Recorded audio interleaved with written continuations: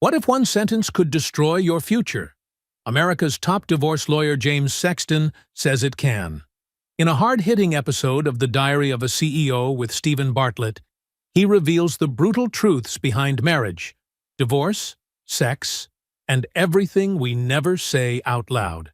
If she says this, never marry her. And that is not just clickbait. It is backed by 25 years of courtroom disasters. Stick around for these 10 takeaways that could save your love life, your wallet, and your sanity. Takeaway 1.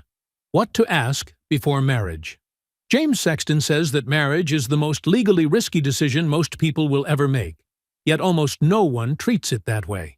People often marry out of pressure, fantasy, or fear of being alone, instead of truly understanding what they are getting into. Sexton has seen too many clients who ignored red flags because they were blinded by love or urgency. One client married someone he barely knew after a few months just because he felt it was different this time. The result was another brutal divorce. Sexton warns that if someone refuses to talk about difficult topics like prenups or finances, that is a warning sign. If she says she does not believe in prenups or says love should not need rules, that might sound romantic, but it is actually dangerous. He explains that love is not enough. Marriage is also a business contract with financial consequences. Asking tough questions like what happens if we break up or what support would you expect is not unromantic. It is realistic and responsible. Couples should talk about how they will argue, what cheating means to them, and how they plan to handle money. If someone shuts down those conversations or uses guilt to avoid them, Sexton says you should not marry them. Think of it this way. You would never sign a business deal without reading the contract. So why would you marry someone without knowing their deal breakers? Sexton says ignoring this advice is like skydiving with a backpack you never checked. The odds of crash landing are high. He calls marriage a dangerous activity that most people treat like a fairy tale. Do not marry someone just because they say all the right things. Pay attention to what they refuse to talk about. Now that we know what red flags to spot before saying I do, let's dive into the document that could protect you if things fall apart. Takeaway 2. Prenups are essential. A prenup is a written agreement that sets the rules in case your marriage ends. Most people get married without knowing they are also signing up for a legal and financial system they do not control.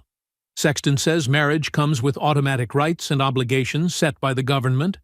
If you do not decide your own rules through a prenup, the court will do it for you. Think of it like this. Would you let politicians write the terms of your business deal? Then why let them decide how your love story ends? A good prenup has 3 simple categories, which are yours, mine, and ours. This avoids confusion and nasty fights later. If it is in your name, it is yours. If it is in their name, it is theirs. If it is in both names, you split it. Talking about a prenup can feel uncomfortable, but avoiding the topic is far worse. Sexton says many people walk into marriage clueless about how exposed they are. A prenup can also cover future earnings, debts, and lifestyle expectations. Asking for a prenup is not about expecting failure. It is about respecting each other enough to plan honestly. In Sexton's words, love is not the absence of planning. Real love includes the courage to prepare for anything. If you thought prenups were boring, wait until you hear how wild some of them can get. Takeaway 3. Shocking prenup examples. One of the most shocking prenups Sexton ever saw had a weight clause. It said that for every 10 pounds the wife gained during the marriage, she would lose $10,000 a month in alimony. As offensive as that sounds, it was enforced in court because it was signed willingly. The judge called it disgusting, but still allowed it because both sides agreed to it with full understanding. Sexton said that as a lawyer, his job was to strategize around what is legal, not what is moral. He even joked that if he were representing the wife, he would tell her to weigh herself wearing rocks before the wedding. Other prenups have clauses about cheating. These are called fidelity clauses. If one partner cheats, they lose part of their support or assets. Sexton says fidelity clauses sound good in theory, but are hard to define and even harder to enforce. What counts as cheating? A kiss? Texting? An emotional connection? He warns that most people use these clauses to control, not to protect. In the end, even the craziest clauses are allowed as long as both people agree and sign without pressure. If contracts like this exist, you might be wondering what kind of relationships lead to needing one. Let's talk about the role of sex. Takeaway 4. Sex keeps marriage alive. Sexton says sex is what separates a spouse from a roommate.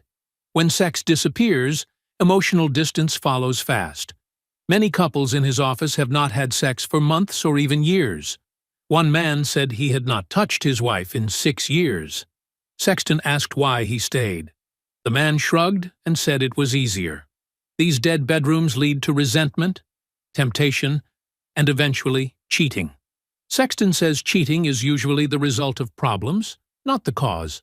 Sex builds connection, and when that disappears, the marriage starts to rot quietly. Men often complain that their wives stopped being intimate. Women often say they pulled away because their husbands became emotionally cold. Talking openly about sex, needs, and changes is the best way to stay close. Even if frequency changes over time, the effort and attention should not. Without sex, the emotional bond fades, and what is left is paperwork and silence. Speaking of cheating, let's look deeper into what infidelity really means in a broken marriage. Takeaway 5. Infidelity is rarely random. Sexton says affairs are usually not the root problem. They are a symptom of something much deeper. When someone cheats, it is often because they felt ignored, unloved, or unimportant. He has seen men build entire second families without their wives ever knowing. One man had 2 houses, 2 sets of kids, and pulled off holidays with both. It collapsed like a house of cards. Sexton has also seen affairs between people and their spouses' family members, including father-in-laws. Most clients do not admit fault. They blame the other person for pushing them away. Men often say they cheated because there was no intimacy. Women say they were emotionally starved.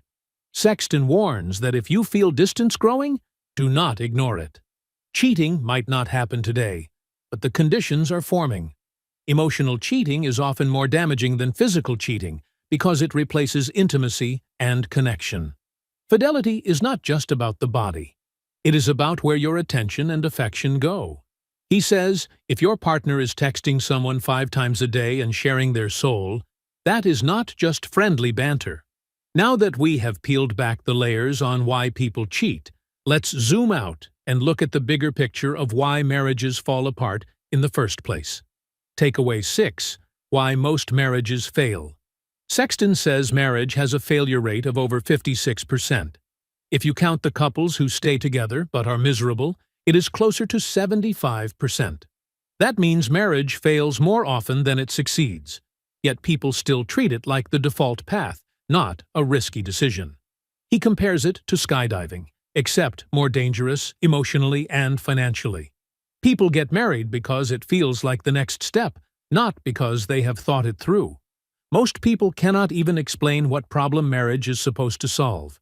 After divorce, 86% of people get married again within 5 years. That shows how addicted we are to the fantasy, even when it fails us. Sexton says love is a beautiful idea, but it should not be blind.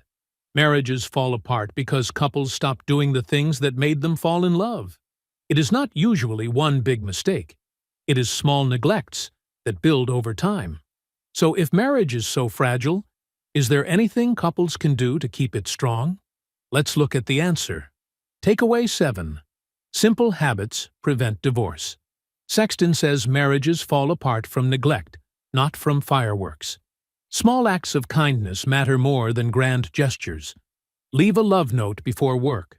It takes 10 seconds but can change your partner's day. Say you are proud of them. Tell them they still make your heart race. Bring them their favorite snack. Give them a back rub. Show up with effort. Relationships need maintenance just like cars or health. When you stop showing love, your partner starts feeling invisible. Make it a habit to ask how their day was and actually listen. Remember how you acted when you first started dating? Do that again. Sexton says real romance is not dead. It is just lazy. The couples who stay close are not lucky. They are intentional. Small wins add up to long-term success. And if you are already struggling, there is still a way to rebuild. But you need to speak up early. Takeaway 8. Talk before it is too late. Sexton says every couple should learn how to fight before the first fight. Ask your partner how they like to handle conflict when you are both calm. Some people need space. Others need to fix things immediately.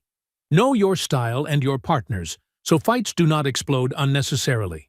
Use a method called hit send now. This means you write a message during a good time to bring up something uncomfortable. It helps you say what you need without starting a shouting match.